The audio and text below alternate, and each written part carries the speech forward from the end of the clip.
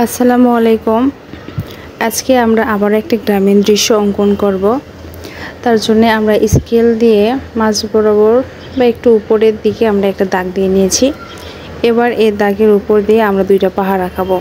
আজকের এই দৃশ্যতে আমরা কোনো ধরনের গাছ ব্যবহার করব না, শুধু পাহাড় আর বাড়ি দিয়ে আজকে আমরা এই সুন্দর দৃশ্যটি আঁকা শেষ করব। দুইটা পাহাড় আমরা দেখলেন খুব সহজে এঁকে নিয়েছি, এটা যে কেউ আঁকতে পারবে। এবার আমরা পাহাড়ের মাঝখান থেকে একটা নদী অঙ্কন করছি। এই ধরনের দৃশ্যগুলো কিন্তু দেখতে খুবই ভালো লাগে। পাহাড়ের মাঝখান দিয়ে নদী, এটা দেখতে কিন্তু খুব সুন্দর লাগে। আমরা এখন দূরে ঝাউ গাছ আঁকার জন্য এইভাবে ঢেউ ঢেউ করে আমরা ঝাউ গাছ এঁকে নেব। দেখেন আমার ঝাউ গাছটা আঁকা হয়ে গিয়েছে। এবার নদীর পাড়ে ছোট্ট একটা বাড়ি তৈরি করব। বাড়িটা আঁকা কিন্তু খুব সহজ।